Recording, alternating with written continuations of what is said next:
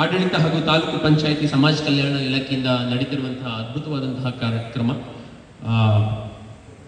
ಶತಮಾನಗಳಿಂದ ಹಿಂಸೆ, ದೌರ್ಜನ್ಯ, ಅವಮಾನ, ಅಸ್ಪೃಶ್ಯತೆ, ನೋವು, ಕಷ್ಟಗಳನ್ನ ಅನುಭವಿಸಿಕೊಂಡು ಬಂದಂತಹ ಶೋಷಿತ ವರ್ಗದ ಸಮುದಾಯಗಳ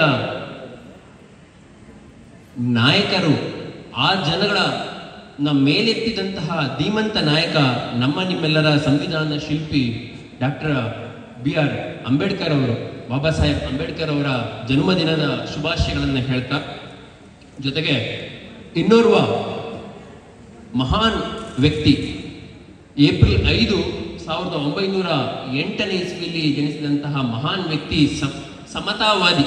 ಏಪ್ರಿಲ್ 5 ಸಮತಾ ದಿನ ಅಂತ ಹೇಳಿ ಸರ್ಕಾರ ಆಚರಣೆ ಮಾಡುತ್ತೆ. ಸಮತಾ ದಿನ ಅಂತ ಅಂದ್ರೆ ಸಮಾನತೆಯನ್ನ ಎಲ್ಲರಲ್ಲೂ ಹಂಚಬೇಕು, ಸಾರ್ವಜನಿಕವಾಗಿ ಸಮಾಜದಲ್ಲಿ ಸಮಾನತೆಯು ಇರಬೇಕು ಅನ್ನುವಂತ ಒಂದು ಮಾತನ್ನ ಹರಡಿಸಿದಂತಹ ಹಸಿರು ಕ್ರಾಂತಿಯ ಹರಿಕಾರ, ದೇಶ ಕಂಡಂತಹ ಪ್ರಪ್ರಥಮ ಹಾಗೂ ಅಪ್ರತಿಮ ದಲಿತ ಉಪ ಪ್ರಧಾನಮಂತ್ರಿಗಳಾದಂತಹ ಬಾಬು ಜಗಜೀವನ್ ರಾಮ್ ಅವರ ಜನ್ಮ ದಿನಾಚರಣೆ ಕೂಡ ನಾವು ಈ ದಿನ ನೆನಪು ಮಾಡ್ಕೊತಾ ಇದ್ದೀವಿ. ನನಗೆ ಈ ವಿಚಾರವನ್ನ, ಈ ಅವಕಾಶವನ್ನ ಸಿಕ್ಕಾಗ ಈ ವಿಚಾರದ ಬಗ್ಗೆ ನಾನು ಮಾತನಾಡಬೇಕು ಅಂತ ಹೇಳಿ ಸ್ವಲ್ಪ ಮಟ್ಟಿಗೆ ಏನೇ ಆದ್ರೂ ನಾವು ಬಾಬು ಜಗಜೀವನ್ ರಾಮ್ ಬಗ್ಗೆ ಕೇಳಿದ್ದೆ ಅಷ್ಟೇ. ಅವ್ರ ಬಗ್ಗೆ ಅಧ್ಯಯನ ಮಾಡಿ ತಿಳ್ಕೋಬೇಕು ಅಂತ ಅಂದಾಗ ಸಿಕ್ಕಂಥದ್ದು ಬಹು ದೊಡ್ಡ ಅವಕಾಶ. ಈ ಮಾತಾಡೋದಕ್ಕಿಂತ ಸಿಕ್ಕೋ ಅವಕಾಶಕ್ಕಿಂತ ಅವ್ರ ಬಗ್ಗೆ ತಿಳ್ಕೊಳ್ಳೋದಕ್ಕೊಂದು ಅವಕಾಶ ಸಿಕ್ತಲ್ಲ, ಅದ್ಭುತವಾದಂಥ ವಿಚಾರಗಳನ್ನ ತಿಳ್ಕೊಳ್ಳೋದಕ್ಕೆ ಅವಕಾಶ ಸಿಕ್ಕಿದೆ, ಅದೇ ದೊಡ್ಡ ನನಗೆ ಒಂದು ಖುಷಿ. ಸ್ನೇಹಿತರೆ, ಅವ್ರ ಬಗ್ಗೆ ಓದ್ತಾ ತಿಳ್ಕೊತಾ ನನಗೆ ಅನ್ಸಿದ್ದಿಷ್ಟೇ, ಇವತ್ತು ಜಗತ್ತಿಗೆ ದೇವತಾ ಮನುಷ್ಯ ಅಂತ ಅನ್ಸ್ಕೊಂಡಿರೋದು ಶ್ರೀರಾಮಚಂದ್ರ, ಹೌದಲ್ವಾ? ಶ್ರೀರಾಮಚಂದ್ರನ ನಾವು ದೇವತಾ ಮನುಷ್ಯ ಅಂತ ಹೇಳಿ ನಾವು ಅಂತ ಇರ್ತೀವಿ. ಎಲ್ಲರೂ ನಾವು ಶ್ರೀರಾಮ ಅಂತ ಅಂದ್ರೆ ಮೈಯೊಳಗಡೆ, ಮನಸ್ಸೊಳಗಡೆ ಇರುವಂತ ಕಷ್ಟಗಳೆಲ್ಲ ಹೊರಗೆ ಹೋಗ್ಬಿಡುತ್ತೆ ಅಂತೇಳಿ. ಆದ್ರೆ ನಿಮಗೊಂದು ಹೇಳ್ತೀನಿ ಕೇಳಿ, ನನಗೆ ಅನ್ಸಿದ್ದಿಷ್ಟೇ, ಶೋಷಿತ ಸಮುದಾಯ ಅಂತ ಇರುವಂತಹ ಜನಗಳಿಗೆ, ಆ ಜನಗಳಿಗೆ ನಿಜವಾದ ಶ್ರೀರಾಮಚಂದ್ರ ಡಾಕ್ಟರ್ ಬಾಬು ಜಗಜೀವನ ರಾಮ. ಆ ವ್ಯಕ್ತಿಯನ್ನು ನೆನೆಸ್ಕೊಂಡ್ರೆ ಮಾತ್ರ ಇವತ್ತು ನಾವು ಇಷ್ಟು ಚೆನ್ನಾಗಿ ಬದುಕ್ತಾ ಇದೀವಿ ಅಂತಂದ್ರೆ ಆ ವ್ಯಕ್ತಿ ಕೊಟ್ಟಂತಹ ಕೊಡುಗೆಗಳು ಆ ರೀತಿ ಇದೆ. ಎಲ್ಲ ರೀತಿಯಲ್ಲೂ ಅವರಿಗೂ ಸಹಿತ ಅಸ್ಪೃಶ್ಯತೆ, ಅಸಮಾನತೆ, ನೋವು, ಕಷ್ಟಗಳನ್ನು ತುಂಬಿದಂತಹ ಜೀವನದಲ್ಲಿ ಹುಟ್ಟಿದಂತಹ ಬಾಬು ಜಗಜೀವನ್ ರಾಮ್ ಅವರು 1908 ಏಪ್ರಿಲ್ 5ನೇ ತಾರೀಕು ಬಿಹಾರದ ಚಾಂದ್ವಾ ಅನ್ನೋ ಒಂದು ಸಣ್ಣ ಗ್ರಾಮದಲ್ಲಿ ಹುಟ್ಟುತ್ತಾರೆ. ಸೊ ಅಲ್ಲಿ ಹುಟ್ಟಿದಂತಹ ಅವರು ಚಮ್ಮಾರ ಜಾತಿಯಲ್ಲಿ ಹುಟ್ಟಿದಂಥವರು. ತಂದೆ, ನಾನು ಯಾವ ಕಾರಣಕ್ಕೂ ಚಮ್ಮಾರ ಕೆಲಸ ಮಾಡಲ್ಲ, ನಾನು ಕೃಷಿ ಕೆಲಸವನ್ನ ಮಾಡ್ತೀನಿ ಅಂತ ಹೇಳಿ ಕೃಷಿಯನ್ನ ಅಳವಡಿಸಿಕೊಂಡು ಅವರ ಜೀವನದಲ್ಲಿ ಕೃಷಿಯನ್ನು ಮಾಡ್ತಿದ್ದಂತ ಅವರ ತಂದೆ, ಇವರಿಗೂ ಸಹಿತ ಕೃಷಿಯ ಕಡೆ ಅತ್ಯಂತ ಒಲವು ಇರುತ್ತೆ. ಸ್ನೇಹಿತರೆ, ನಿಮಗೆಲ್ಲ ಸುಮಾರು ಈ ಬಾಬು ಜಗಜೀವನ್ ರಾಮ್ ಅಂತ ಅಂದ್ರೆ ತುಂಬಾ ಸಲ ಕೇಳಿರ್ತೀರ ಕಥೆಗಳನ್ನ. ಮಡಿಕೆಯನ್ನ ಸಪರೇಟ್ ಅವ್ರು ಓದ್ತಿದ್ದ ಶಾಲೆಗಳಲ್ಲಿ ಹಿಂದೂಗಳಿಗೆ ಒಂದು ಮಡಿಕೆ, ಮುಸ್ಲಿಮರಿಗೆ ಒಂದು ಮಡಿಕೆ ಇಟ್ಟು ನೀರನ್ನು ಕೊಡ್ತಿದ್ದಂತ ಸಂದರ್ಭದಲ್ಲಿ ಇವನು ದಲಿತ ಅಂತ ಗೊತ್ತಾದಾಗ ದಲಿತರಿಗೆ ಸಪರೇಟ್ ಆಗಿ ಮಡಿಕೆ ಇಟ್ಟಾಗ 2 ಬಾರಿ ಮಡಿಕೆಯನ್ನು ಹೊಡಿತಾರೆ. ಮಡಿಕೆಯನ್ನು ಹೊಡೆದು ಪ್ರಾಂಶುಪಾಲರ, ಮುಖ್ಯೋಪಾಧ್ಯಾಯರ ಜಗಳಗಳನ್ನು ಆಡ್ತಾ ಇದ್ದಂತ ಒಬ್ಬ ವ್ಯಕ್ತಿ. ಅವಾಗಿನ ಕಾಲದಿಂದನೇ ಅವರು ಪ್ರತಿಭಟನೆಯನ್ನು ಮಾಡ್ತಾ ಬಂದಂತ ಒಬ್ಬ ವ್ಯಕ್ತಿ. ನಿಮಗೆಲ್ಲ ಗೊತ್ತಿರಲಿ, ಆ ವ್ಯಕ್ತಿ ಓದಿನ ಕಡೆಗೆ ಹೆಚ್ಚಿನ ಗಮನ ಕೊಟ್ಟಂತವ್ರು. ಓದಬೇಕು, ನನಗೆ ಸಿಕ್ಕಂತಹ ಎಲ್ಲ ಸವಲತ್ತುಗಳನ್ನ ಪಡ್ಕೋಬೇಕು. ಆದ್ರೆ ಒಂದು ವಿಶೇಷವಾದಂತಹ ಒಂದು ವ್ಯಕ್ತಿತ್ವ ಏನಂತ ಅಂದ್ರೆ, ನಾನು ದಲಿತ ಅಂತ ಹೇಳಿ ನನಗೆ ಕೊಡುವಂತಹ ಸ್ಕಾಲರ್ಶಿಪ್ ಬೇಡ, ನಾನು ಮೆರಿಟ್ ಮೇಲೆ ಸ್ಕಾಲರ್ಶಿಪ್ ತಗೊಂಡು ಓದ್ತೀನಿ ಅಂತೇಳಿ ಹಠ ತೊಟ್ಟು ಮೆರಿಟ್ ಮೇಲೆ ಸ್ಕಾಲರ್ಶಿಪ್ ತಗೊಂಡು ಅಂದಿನ ಕಾಲದಲ್ಲಿ ಬಿರ್ಲಾ ಸ್ಕಾಲರ್ಶಿಪ್ ಅನ್ನ ಪಡೆದಂತಹ ಒಬ್ಬನೇ ಒಬ್ಬ ವ್ಯಕ್ತಿ ಅಂತ ಅಂದ್ರೆ ಬಾಬು ಜಗಜೀವನ್ ರಾಮ್ ಅವರು. ಈ ರೀತಿಯಾದಂತಹ ಆಲೋಚನೆ ನಮ್ಗಳಲ್ಲಿ ಬರಬೇಕು. ಇವತ್ತಿನ ದಿನ ನಾವು ಎಷ್ಟೆಷ್ಟೋ ಭಾಷಣಗಳನ್ನು ಮಾಡ್ಬೋದು, ಕೇಳ್ಬೋದು, ಏನಾದ್ರು ಮಾಡ್ಬೋದು. ಅವರಲ್ಲಿ ಇದ್ದಂತಹ ವಿಚಾರಣಾ ಸಂಕೀರ್ಣಗಳನ್ನ ನಾವು ಎಲ್ಲಿವರೆಗೂ ಅಳವಡಿಸ್ಕೊಳ್ತೀವಿ ಅನ್ನೋದು ಬಹಳ ಇಂಪಾರ್ಟೆಂಟ್ ಆಗ್ತದೆ. ನಾವು ಸುಮ್ಮನೆ ಏಪ್ರಿಲ್ ಬಂತು ಅಂದ್ರೆ ಅಂಬೇಡ್ಕರ್ ಜಯಂತಿಯ ಆಚರಣೆ ಮಾಡಂತ ಮಹನೀಯರು ನಾವು ಆಗಿರಬಾರ್ದು. ನಾವೇನಾಗಿರ್ಬೇಕು, ಅವರ ತತ್ವ ಆದರ್ಶಗಳನ್ನು, ಒಳ್ಳೆಯ ವಿಚಾರಗಳು ಎಲ್ಲೆಲ್ಲಿ ಇರುತ್ತೆ ಅದನ್ನೆಲ್ಲ ಅಳವಡಿಸ್ಕೊಂಡು ನಮ್ಮ ಜೀವನವನ್ನು ಆ ರೀತಿ ಕಟ್ಟಬೇಕು. ನಾಳೆ 4 ಜನಕ್ಕೆ ಅದೇ ರೀತಿಯಾದಂತ ಬದುಕನ್ನು ಬದುಕುವ ಹಾಗೆ ನಾವು ಪ್ರೇರೇಪಿಸ್ಬೇಕು. ಅಷ್ಟು ಪ್ರೇರೇಪಣೆ ಮಾಡಕ್ ಆಗದೆ ಇರೋಂಥ ಬದುಕು ನಮ್ದು ಬದುಕ. ನಾವು ಏಪ್ರಿಲ್ ಬಂತು ಅಂದ್ರೆ ಸುಮ್ಮನೆ ನೀಲಿ ಹಾರಕೊಂಡು ನಾವು ಓಡಾಡಿದ್ರೆ ಸಾಲದು ಸ್ನೇಹಿತರೆ. ನಾವೆಲ್ಲ ಬೆಳೆದು ಬಂದಂತಹ ಆದರ್ಶಗಳನ್ನ ಅಟ್ಲೀಸ್ಟ್ 5% ಆದ್ರೂ ನಾವು ನಮ್ಮ ಜೀವನದಲ್ಲಿ ಅಳವಡಿಸ್ಕೊಂಡ್ವಿ ಅಂತ ಅಂದ್ರೆ, ಯಾವುದೇ ಸರ್ವ ಧರ್ಮಗಳು ಒಂದೇ ಅಂತ ಹೇಳಿ ಸಾರಿದರು.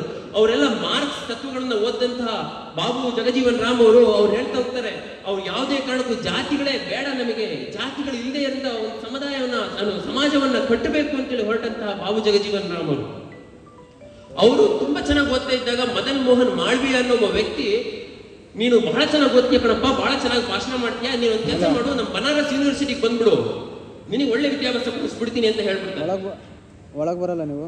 ಅಲ್ಲಿದ್ದಂತ ಚಾಂದ್ವಾ ಊರಿನಲ್ಲಿರುವಂತ ಕ್ರಿಶ್ಚಿಯನ್ ಮಿಷನರಿಯರು ಇವರಿಗೆ ಅಮೆರಿಕ ಕಳ್ಸಕ್ಕೂ ಸಹ ರೆಡಿ ಆಗ್ಬಿಟ್ಟಿರ್ತಾರೆ. ನೀನು ಬಹಳ ಅದ್ಭುತವಾಗಿ ಮಾತಾಡ್ತೀಯಾ, ನಿನಗೆ ಅಮೆರಿಕ ಕಳಿಸ್ತೀವಿ, ನಿನಗೆ ತುಂಬಾ ಚೆನ್ನಾಗಿ ಎಜುಕೇಶನ್ ಕೊಡ್ತೀವಿ, ಬಂದ್ಬಿಡು ಅಂತ ಕರೆದ್ರೆ ಇವರ ತಾಯಿ ವಾಸಂತಿ ದೇವಿ ಅಂತ ತಂದೆ ಮತ್ತೆ ತಂದೆ ಬಾಲ್ಯದಲ್ಲೇ ತಿಳ್ಕೊಂಡು ಹೋಗ್ಬಿಡ್ತಾರೆ, ಶೋಭಿರಾಮ್ ಅಂತ ಹೇಳಿ. ಸೊ ತಾಯಿಯ ಮಾರ್ಗದರ್ಶನದಲ್ಲಿ ಬೆಳೆದಂತಹ ಬಾಬು ಜಗಜೀವನ್ ರಾಮ್ ಅವರು ಎಷ್ಟು ಚೆನ್ನಾಗಿ ತಾಯಿಯ ಮಾತನ್ನ ಕೇಳಿ, ಆಯ್ತಮ್ಮ ನಾನು ಬನಾರಸ್ ಯೂನಿವರ್ಸಿಟಿಗೆ ಹೋಗ್ತೀನಿ ಅಂತ ಹೇಳಿ ಅವರ PUC ಮುಗಿಸೋದಕ್ಕೆ ಹೋದಾಗ ಅಲ್ಲೂ ಕೂಡ ಅವರಿಗೆ ಅಸ್ಪೃಶ್ಯತೆಯನ್ನ ಒಂದು ಸ್ಪರ್ಶ ಆಗುತ್ತೆ. ಅಸ್ಪೃಶ್ಯತೆಯ ಒಂದು ಸ್ಪರ್ಶ ಅಂತ ಅಂದ್ರೆ ಅವರಿಗೆ ಸಪರೇಟ್ ಆಗಿ ಕೂರಿಸ್ತಿರ್ತಾರೆ, ಸಪರೇಟ್ ತಟ್ಟೆ, ಸಪರೇಟ್ ನೀರು, ಸಪರೇಟ್ ಊಟ, ಪ್ರತಿಯೊಂದು ಸಪರೇಟ್.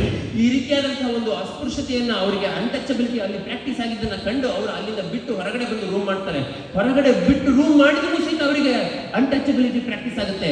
ಅವರ ಬಟ್ಟೆಗಳನ್ನ ಒಗೆದುಕೊಡೋದಕ್ಕೆ ಯಾರು ಬರ್ತಿರಲ್ಲ, ಅವ್ರ ಬಟ್ಟೆ ಅವರೇ ಒಕ್ಕಂಡ್ರು ಸಹಿತ ಅವ್ರ ಬಟ್ಟೆನ ಇಸ್ತ್ರಿ ಮಾಡೋದಕ್ಕೂ ಸಹಿತ ಬೇರೆಯವ್ರು ಮಾಡಕ್ ರೆಡಿ ಇರಲ್ಲ.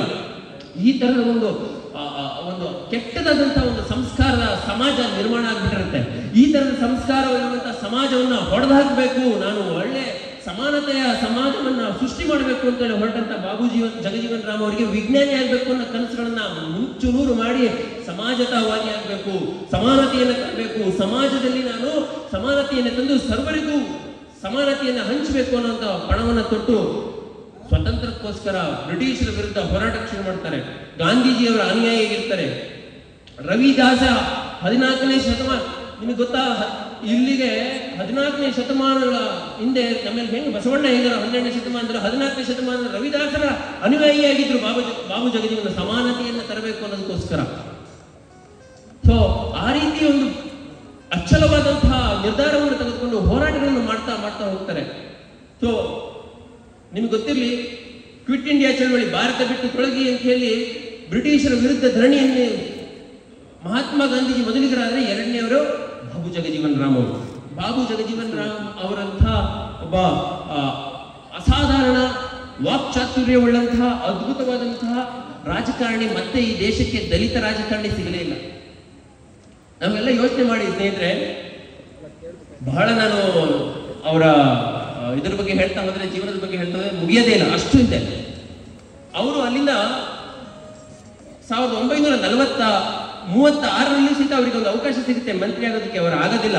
ಅದ್ರ ಬದಲು ಅವ್ರು ಏನ್ ಮಾಡ್ತಾರೆ, ಸಂಸದೀಯ ಮಂಡಳಿಯ ಕಾರ್ಯದರ್ಶಿಯಾಗಿ ಕೆಲವಿಷ್ಟು ವಿಚಾರಗಳ ಬಗ್ಗೆ ಬಹಳ ಪ್ರಾಮುಖ್ಯತೆ ಕೊಡ್ತಾರೆ. ಮೊದಲನೇದಾಗಿ ಬಡ ಮಕ್ಕಳು, ದಲಿತ ಮಕ್ಕಳಿಗೆ ಫ್ರೀಯಾಗಿ ಎಜುಕೇಶನ್ ಕೊಡಬೇಕು, ಸ್ಕಾಲರ್ಶಿಪ್ಗಳನ್ನ ಕೊಡಬೇಕು ಅನ್ನೋದನ್ನ ಹೊರಡಿಸ್ತಾರೆ. ಗ್ರಾಮೀಣ ಅಭಿವೃದ್ಧಿಯನ್ನ ತಲೆಯಲ್ಲಿ ಇಟ್ಕೊಂಡು, ನೀವೆಲ್ಲ ನೋಡಿರ್ಬೋದು, ದಲಿತ ಕೇರಿಯಲ್ಲಿ ಬಾವಿ ಇದೆ ಅಂತಂದ್ರೆ ಯಾರೋ ಬೇರೆ ನಮ್ಮ ಸರ್ಕಾರದವ್ರು ಕೊಟ್ಟಿರೋದಲ್ಲ, ಅದು ಬಾಬು ಜಗಜೀವನ್ ರಾಮ್ ಕೊಟ್ಟಿರೋದು. ಎಲ್ಲ ದೇಶದ ಎಲ್ಲ ದಲಿತ ಕೇರಿಗಳನ್ನು ಬಾವಿಗಳನ್ನ ಮಾಡಬೇಕು, ನೀರುಗಳಿಗೋಸ್ಕರ ಬೇರೆಯವರ ಕೇರಿಗೆ ಹೋಗಿ ಕೈ ಚಾಚ್ಕೊಂಡು ನಿಲ್ಲಬಾರ್ದು ಅನ್ನೋಂಥ ಮನಸ್ಥಿತಿಯನ್ನ, ಆಲೋಚನೆ ನೋಡಿ ಎಷ್ಟು ದೂರದೃಷ್ಟಿ, ಈ ತರದ ಆಲೋಚನೆಗಳನ್ನ ತಂದಂತವರು ಬಾಬು ಜಗಜೀವನ್ ರಾಮ್. ಸೊ 1946ರಲ್ಲಿ ಅವರಿಗೆ ಮಂತ್ರಿ ಆಗುವಂತಹ ಒಂದು ಅವಕಾಶ ಸಿಗುತ್ತೆ. ಕಾರ್ಮಿಕ ಖಾತೆ, ಕಾರ್ಮಿಕ ಕಾಯ್ದೆಗಳ ಶಿಲ್ಪಿ ಅಂತ ಕರೀತಾರೆ. ಬರೀ ಹಸಿರು ಕ್ರಾಂತಿಯ ಹರಿಕಾರ ಅಷ್ಟೇ ಅಲ್ಲ, ಅವರು ಕಾರ್ಮಿಕ ಕಾಯ್ದೆಗಳ ಶಿಲ್ಪಿ ಅಂತ ಹೇಳಿ ಕೂಡ ಅವರು ಕರೆಸ್ಕೊಂಡಿದ್ದಾರೆ. ಸ್ನೇಹಿತರೆ, ನಮಗೆಲ್ಲ ಗೊತ್ತು, ಇವತ್ತು ನಾವೇನಾದ್ರು ಗೌರ್ಮೆಂಟ್ ನೌಕರು, ನಾವು ತುಂಬಾ ಜನ ಇರ್ತೀವಿ ಇಲ್ಲಿ, ನಾನಲ್ಲ, ಆದ್ರೆ ಗೌರ್ಮೆಂಟ್ ನೌಕರಿಗಳು ನೀವು ತುಂಬಾ ಜನ ಇದ್ದೀರಾ. ನಿಮಗೇನಾದ್ರೆ EPF ಬರ್ತಾ ಇದೆ, ವಿಮೆ ಇದೆ ಅಂತ ಅಂದ್ರೆ ಅದು ಬಾಬು ಜಗಜೀವನ್ ರಾಮ್ ಅವರು ಕೊಟ್ಟಂತಹ ಕೊಡುಗೆ. ಸೊ ಈ ರೀತಿಯಾದಂತಹ ದೂರದೃಷ್ಟಿಯುಳ್ಳಂತಹ ಸಮಾನತೆಯನ್ನ ಎಲ್ಲರಿಗೂ ಸಿಗಬೇಕು, ಒಳ್ಳೇದಾಗಬೇಕು ಅನ್ನೋ ಮನಸ್ಥಿತಿ ಇದ್ದಂತಹ ರಾಜಕಾರಣಿಗಳು ಬೆರಳೆಣಿಕೆ ಎಷ್ಟಿದ್ರು ಸಹಿತ ಇಂಥ ದಲಿತ ರಾಜಕಾರಣಿಯಲ್ಲಿ ಒಬ್ಬರೇ ಆಗಿದ್ರು ಇವರು.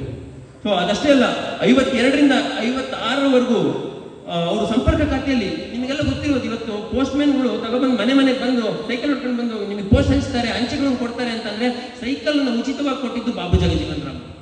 ಸೊ ಈ ರೀತಿಯಾದಂತಹ ಎಲ್ಲ ಕ್ರಿಯೇಟಿವ್ ಆಗಿರುವಂತಹ ಕೆಲಸಗಳನ್ನ ಮಾಡುವಂತಹ ರಾಜಕಾರಣಿ. ನಿಮಗೆ ಗೊತ್ತಿರಬೇಕು, ರೈಲ್ವೆ ಖಾತೆ, ಅವರು 57ರಿಂದ 62ರವರೆಗೂ ರೈಲ್ವೆ ಖಾತೆಯನ್ನ ನಿರ್ವಹಣೆ ಮಾಡಿದಂತಹ ಮಂತ್ರಿ ಆದರು, ರೈಲ್ವೆ ಮಂತ್ರಿ ಆದರು. ರೈಲ್ವೆ ಮಂತ್ರಿ ಆದಾಗ ಅದ್ಭುತವಾಗಿರುವಂತಹ ಕೆಲಸಗಳು, ರೈಲ್ವೆ ಕಾರ್ಮಿಕರಿಗೆ ಬೇಕಾಗಿದ್ದ ರೈಲ್ ಡಿಪಾರ್ಟ್ಮೆಂಟ್ಗಳಿಗೆ ಏನೇನು ಬೇಕು ಎಲ್ಲ ಕೆಲಸಗಳನ್ನು ಮಾಡ್ತಾರೆ. ರೈಲ್ವೆ ಸ್ಟೇಷನ್ಗಳಿಗೆ, ಹೋಟೆಲ್ಗಳು, ಹಾಸ್ಪಿಟಲ್ಗಳು, ಪ್ರತಿಯೊಂದು ಕಟ್ಟಡಗಳನ್ನು ನಿರ್ಮಾಣ ಮಾಡೋದಕ್ಕೆ ಸಹಾಯ ಮಾಡಿದ್ದು ಬಾಬು ಜಗಜೀವನ್ ರಾಮ್ ಅವರು. ಅಷ್ಟೇ ಅಲ್ಲ, ಇದ್ದಲು ಹಾಕಿ ರೈಲ್ನ ಓಡಿಸ್ತಾ ಇದ್ರು ಆಗಿನ ಕಾಲದಲ್ಲಿ. ಅದನ್ನ ಡೀಸೆಲ್ ಆಗಿ ಮತ್ತೆ ಎಲೆಕ್ಟ್ರಿಕ್ ಆಗಿ ತಂದಂತಹ ಟ್ರೈನ್ಗಳನ್ನು ತಂದಂತಹದ್ದು ಬಾಬು ಜಗಜೀವನ್ ರಾಮ್ ಅವರು. ಈ ರೀತಿ ಪ್ರತಿಯೊಂದು ಅಭಿವೃದ್ಧಿಯ ಹರಿಕಾರ ಅಂತ ನಾವು ಇವತ್ತಿನ ಜನಗಳಿಗೆ ಮಾತಾಡ್ತಾ ಇರ್ತೀವಿ. ಆಗಿನ ಕಾಲದಲ್ಲಿ ಅಭಿವೃದ್ಧಿ ಹರಿಕಾರರಾಗಿದ್ದು ನಿಮ್ಮೆಲ್ಲರ ಬಾಬು ಜಗಜೀವನ್ ರಾಮ್ ಅವರು. ನಿಮಗೆಲ್ಲ ಗೊತ್ತಾ, ಚೈನಾ ವಿರುದ್ಧ ಒಂದು ಯುದ್ಧ ಆಗೋಗ್ಬಿಡುತ್ತೆ. ಆ ಯುದ್ಧ ಆದ ನಂತರ 67ರಲ್ಲಿ ಏನಾಗ್ಬಿಡುತ್ತೆ, ಇಡೀ ದೇಶಕ್ಕೆ ಡ್ರಾಟ್ ಬಂದ್ಬಿಡುತ್ತೆ, ಬರಗಾಲ ಬಂದ್ಬಿಡುತ್ತೆ. ಬರಗಾಲ ಬಂದಾಗ ಊಟಕ್ಕೆ ಕೂಳಿರಲ್ಲ. ಇವತ್ತಿಲ್ಲ ಅಂದ್ರೆ ನಮ್ಮ ತಾತಂದ್ರು ಮುತ್ತಾತಂದ್ರು ಎಲ್ಲ ಸತ್ತೋಗಿರ್ಬೇಕಿತ್ತು ಇಷ್ಟೊತ್ತಿಗಾಗಲೇ, ಯಾರು ನಾವು ಹುಡ್ತಾನೆ ಇರಲಿಲ್ಲ. ಅಂತ ಪರಿಸ್ಥಿತಿ ಬಂದಾಗ ಇಂದಿರಾ ಗಾಂಧಿ ಗೌರ್ಮೆಂಟ್ ಇದ್ದಾಗ ನಿಮ್ಗೆಲ್ಲ ಗೊತ್ತು, ಉಳುವವನೇ ಭೂಮಿಯ ಒಡೆಯ ಅಂತ ಹೇಳಿ ಒಂದು ಕಾಯ್ದೆನ ತಂದು ಯಾರ್ಯಾರು ಎಲ್ಲೆಲ್ಲಿ ಉಳುಮೆ ಮಾಡ್ತಿದ್ರು ಅದಕ್ಕೆಲ್ಲ ಹಂಚಿ. ಆ ಯೋಚನೆ ಮೊದಲು ಹುಟ್ಟಿದ್ದು, ಇಂದಿರಾ ಗಾಂಧಿಗಿಂತ ಮುಂಚೆ ಹುಟ್ಟಿದ್ದು ಬಾಬು ಜಗಜೀವನ್ ರಾಮ್ ಅವರು. ಬಾಬು ಜಗಜೀವನ್ ರಾಮ್ ಅವರು ಕೊಟ್ಟಂತಹ ಸಲಹೆಗಳು, ಒಂದು ಸಪೋರ್ಟು ಇಂದಿರಾ ಗಾಂಧಿಯನ್ನ ಇನ್ನಷ್ಟು ಬಲಶಾಲಿಯಾಗಿ ಮಾಡಿತ್ತು ಹೊರತು ಬೇರೆ ಏನೂ ಅಲ್ಲ. ಸ್ನೇಹಿತರೆ, ಆ ರೀತಿಯಾದಂತಹ ಕಾಯ್ದೆಗಳನ್ನ ಕೊಟ್ಟು ಇಡೀ ದೇಶಕ್ಕೆ ಆಹಾರವನ್ನ ಸರಬರಾಜು ಮಾಡೋದಕ್ಕೆ ಸಹಾಯ ಮಾಡಿದ್ದು ಅಷ್ಟೇ ಅಲ್ಲ, ನಮ್ಮ ಕೃಷಿಯನ್ನ, ತಂತ್ರಗಾರಿಕೆಯನ್ನ ಬೇರೆ ದೇಶಗಳಿಂದ ತಂದು ಇನ್ನಷ್ಟು ಬಲಿಷ್ಠವಾಗಿ ಮಾಡೋದಕ್ಕೆ ಸಹಾಯ ಮಾಡಿದ್ದು ಬಾಬು ಜಗಜೀವನ್ ರಾಮ್ ಅವರು. ಸೊ ಈ ರೀತಿಯಾಗಿ ಹಲವಾರು ಕೆಲಸಗಳಿದಾವೆ. ಅಷ್ಟೇ ಅಲ್ಲ, ಕೊನೆಯ ಮೂಮೆಂಟ್ ಅಲ್ಲಿ ಅವರಿಗೆ ಕಾಂಗ್ರೆಸ್ ಅವರ ಜೊತೆಗೆ ಸರಿಯಾಗಿ ಇದ್ದಾಗ, ಎಮರ್ಜೆನ್ಸಿ ಪೀರಿಯಡ್ ಇಂದ ಹೊರಗಡೆ ಬಂದಾಗ ಹೊಸದಾಗಿ ಒಂದು ಪಕ್ಷವನ್ನ ರಚನೆ ಮಾಡಿ ಕಾಂಗ್ರೆಸ್ ಫಾರ್ ಡೆಮೋಕ್ರಸಿ ಅಂತೇಳಿ ಪ್ರಜೆಗಳಿಗೋಸ್ಕರ ಪ್ರಜಾಪ್ರಭುತ್ವದ ಒಂದು ಸರ್ಕಾರವನ್ನ ನಿರ್ಮಾಣ ಮಾಡಿ 28 ಸೀಟ್ಗಳನ್ನ ಗೆದ್ದು ದೇಶ ಇಡೀ ಕಾಯ್ತಾ ಕೂತಿತ್ತು. ಇವತ್ತೊಬ್ಬ ದಲಿತ ಪ್ರಧಾನಮಂತ್ರಿ ಆಗ್ತಾನೆ ಅಂತ ಹೇಳಿ. ಸ್ನೇಹಿತರೆ, ಅವತ್ತು ಆಗ್ಲಿಲ್ಲ. ಅವಾಗೂ ಕೂಡ ಮೊರಾರ್ಜಿ ದೇಸಾಯಿ ಅವರು ಆಗ್ಬೇಕಾದ ಪರಿಸ್ಥಿತಿ ಬಂತು. ಅವತ್ತು ತಪ್ಪಿದ್ದು ಇವತ್ತಿನವರೆಗೂ ಒಬ್ಬ ದಲಿತ ಪ್ರಧಾನಮಂತ್ರಿ ಆಗಕ್ಕೆ ಸಾಧ್ಯ ಆಗೇ ಇಲ್ಲ. ಸೊ ನಾವುಗಳು ನಮಗೆ ಇರುವಂತಹ ಸವಲತ್ತುಗಳನ್ನ ಸರಿಯಾಗಿ ಉಪಯೋಗಿಸ್ಕೊಂಡಿದ್ದೆ ಆದ್ರೆ ಸರಿಯಾದ ರೀತಿಯಲ್ಲಿ, ಸರ್ ಹೇಳ್ತಾ ಇದ್ರು ಮಾರಿ ಹಬ್ಬಕ್ಕೆ ಲಕ್ಷಗಟ್ಟಲೆ ಖರ್ಚು ಮಾಡ್ತೀರಾ ಮಕ್ಕಳಿಗೆ ಓದಿಸ್ರಿ ಅಂತ. ಸರಿಯಾದ ರೀತಿಯಾದಂತಹ ಶಿಕ್ಷಣ, ಸರ್ವರಿಗೂ ಸಮಾನಾದಂತಹ ಶಿಕ್ಷಣ ದೊರಕಿದ್ದೆ ಆದ್ರೆ ಪ್ರತಿಯೊಬ್ಬ ದಲಿತನು ಕೂಡ, ನಾನು ಕೂಡ ಪ್ರಧಾನಮಂತ್ರಿ ಆಗ್ತೀನಿ ಅಂತ ಹೇಳಿ ಕನಸು ಕಾಣಬಹುದು ಸ್ನೇಹಿತರೆ. ಆಯ್ತಾ? ಸೊ ಇದಿಷ್ಟು ಹೊರತುಪಡಿಸಿ, ಇದನ್ನೆಲ್ಲ ಹೊರತುಪಡಿಸಿ ವಾಸ್ತವಿಕವಾಗಿ ನಾನು ಒಂದಿಷ್ಟು ಮಾತುಗಳನ್ನ ನಿಮ್ಮ ಜೊತೆಗೆ ಹೇಳಿ ನನ್ನ ಮಾತನ್ನು ಮುಗಿಸ್ತೀನಿ. 1931ರಲ್ಲಿ ಒಂದು ಕಾದಂಬರಿ ಬಂತು, ಚೋಮನ ದುಡಿ ಅಂತ ಹೇಳಿ. ಅದನ್ನ ಬರೆದವರು ಶಿವರಾಮ್ ಕಾರಂತರು, ಅದನ್ನ ಸಿನಿಮಾ ಆಗಿ ಮಾಡಿದವರು BV ಕಾರಂತರು. 9 ದಶಕಗಳ ಹಿಂದೆ ಬರೆದಂತ ಚೋಮನ ದುಡಿ ಇವತ್ತಿಗೂ ಪ್ರಸ್ತುತವಾಗಿದೆ ಸ್ನೇಹಿತರೆ. ಚೋಮ ಅನ್ನೋ ಒಂದು ನಾಟಕದ ಒಬ್ಬ ಪಾತ್ರಧಾರಿ ಸತ್ತೋಗ್ತಾನೆ. ಕೊನೆಯಲ್ಲಿ ಅವನಿಗೆ ಯಾರು ಇರಲ್ಲ. ಮಗಳಿಗೆ ಅತ್ಯಾಚಾರ ಆಗಿರುತ್ತೆ ಬ್ರಿಟಿಷರಿಂದ. ಮಗ ಮತಾಂತರಗೊಂಡು ಹೊರಗಡೆ ಹೋಗ್ಬಿಟ್ಟಿರ್ತಾನೆ. ಒಂದ್ ಸಣ್ಣ ಜಾಗ ತಗೊಳ್ಳೋದಕ್ಕೋಸ್ಕರ ಅವನು ಅಲ್ದು ಸತ್ತೋಗ್ಬಿಟ್ಟಿರ್ತಾನೆ. ನಾಟಕದಲ್ಲಿ ಸತ್ತೋದ ಚೋಮ ಅಷ್ಟೇ. ನಿಮ್ಗನ್ಸುತ್ತಾ ಇವತ್ತು ಕೂಡ ಚೋಮ ಬದುಕಿದ್ದಾನೆ ಅಂತ ಅಂದ್ರೆ ನೀವು ನಂಬ್ತೀರಾ ಸ್ನೇಹಿತರೆ? ಚೋಮ ಅವತ್ತು ಆ ನಾಟಕದಲ್ಲಿ ಸಾಯೋದಕ್ಕೆ ಒಂದೇ ಒಂದು ಕಾರಣ ಆಗಿದ್ದು, ಒಂದು ಅಧಿಕಾರ, ಇನ್ನೊಂದು ಜಾತಿ, ಧರ್ಮ, ರಾಜಕೀಯ, ದೈವ. ಇವೇ 5 ಚೋಮನನ್ನ ಆ ನಾಟಕದಲ್ಲಿ ಸಾಯಿಸ್ತು. ನೀವು ನಂಬ್ತೀರಾ? ಇವತ್ತು ಚೋಮ ಬದುಕಿದ್ದಾನೆ, ಚೋಮ ಚಿರಂಜೀವಿ, ಚೋಮ ಅಜರಾಮರ ಅಂತ ನಾನು ಹೇಳ್ತೀನಿ ಅಂದ್ರೆ ನೀವು ನಂಬ್ತೀರಾ ಸ್ನೇಹಿತರೆ? ಯಾಕೆಂದ್ರೆ ಇವತ್ತಿಗೂ ಸಹಿತ ಅಧಿಕಾರ, ದೈವ, ಧರ್ಮ, ಅವ್ಯವಸ್ಥೆಯ ರಾಜಕಾರಣ, ಭ್ರಷ್ಟ ರಾಜಕಾರಣ ಇವೆಲ್ಲವೂ ನಾವೆಲ್ಲ ಚೋಮರಾಗ್ಬಿಟ್ಟಿದೀವಿ, ಚೋಮರ ತರ ಬದುಕ್ತಾ ಇದೀವಿ. ಅಲ್ಲಿ ಅವತ್ತು ಚೋಮ ಸತ್ತೋದ. ಬಟ್ ಆದ್ರೆ ನಾನು ಹೇಳ್ತಿದ್ದೀನಿ ಸ್ನೇಹಿತರೆ, ಚೋಮ ಇಂದಿಗೂ ಸತ್ತಿಲ್ಲ. ನಮ್ಮ ಒಳಗಡೆ ಚೋಮ ಜೀವಂತವಾಗಿದ್ದಾನೆ. ಆ ದಲಿತ ಇನ್ನೂ ಜೀವಂತವಾಗಿದ್ದಾನೆ. ಇನ್ನೂ ಶೋಷಣೆಗೋಸ್ಕರ ಶೋಷಣೆ ಆಗ್ತಾನೇ ಹೋಗ್ತಾ ಇದೀವಿ. ನಾವು ಎಲ್ಲಿವರೆಗೂ ಆ ದಲಿತ ಆ ಚೋಮನನ್ನ ಸಾಯಿಸಲ್ವೋ ಅಲ್ಲಿವರೆಗೂ ಆ ಅವ್ಯವಸ್ಥೆಯ ಒಂದು ಪರಮಾವಧಿ ಮಣ್ಣಾಗಲ್ಲ ಸ್ನೇಹಿತರೆ. ಅದು ಮಣ್ಣಾಗಬೇಕು ಅಂದ್ರೆ ನಮ್ಮ ಒಳಗಡೆ ಇರುವ ಚೋಮ ಸಾಯ್ಬೇಕು, ನಾವೆಲ್ಲ ಭೀಮ ಆಗಬೇಕು. ಭೀಮ ಆಗಬೇಕು. ಭೀಮ ಆಗಿಲ್ಲ ಅಂತ ಅಂದ್ರೆ ನಾವು ಯಾವತ್ತೂ ಈ ಅವ್ಯವಸ್ಥೆಯನ್ನ ಹಾಳು ಮಾಡಿ ಸರಿಸಕ್ಕೆ ಆಗೋದಿಲ್ಲ. ಸಮಾನತೆಯನ್ನ ಸಮಾಜವನ್ನ ತರೋದಕ್ಕೆ ಆಗೋದಿಲ್ಲ. ಸಮಾನತೆಯ ಸಮಾಜ ಬರಬೇಕು ಅಂತ ಅಂದ್ರೆ ನನ್ನ ಆತ್ಮೀಯ ಬಂಧುಗಳೇ, ನಾನು ನಿಮ್ಗೆ ಹೇಳೋದಿಷ್ಟೇ, ಕೇಳ್ಕೊಳ್ಳೋದಿಷ್ಟೇ, ಪುಸ್ತಕವನ್ನ ಧ್ಯಾನ ಮಾಡಿ, ಓದಿ, ನಾವೆಲ್ಲರೂ ಭೀಮ ಆಗ್ಬೇಕು. ಭೀಮ ಕೊಟ್ಟಂತಹ ಎಲ್ಲ ರೀತಿಯಾದಂತಹ ಸವಲತ್ತುಗಳನ್ನ ಸರಿಯಾದ ರೀತಿಯಲ್ಲಿ ಬಳಸ್ಕೋಬೇಕು. ಅದನ್ನ ಸರಿಯಾದ ಮಾರ್ಗದಲ್ಲಿ ಉಪಯೋಗಿಸಬೇಕು. ಯಾರಿಗೂ ದರ್ಪ ಮಾಡದೆ, ದೌರ್ಜನ್ಯ ಮಾಡದೆ, ಸರಿಯಾದ ಸಮಾನತೆಯ ಒಂದು ಸಮಾಜವನ್ನು ನಿರ್ಮಾಣ ಮಾಡಬೇಕು ಅಂತ ಕೇಳ್ತಾ ಅವಕಾಶ ಕೊಟ್ಟಂತಹ ಎಲ್ಲರಿಗೂ ಧನ್ಯವಾದ ನನ್ನ 2 ಮಾತುಗಳನ್ನು ಮುಗಿಸ್ತೀನಿ. ಜೈ ಭೀಮ್. ಒಳ್ಳೆಯದಾಗಿ.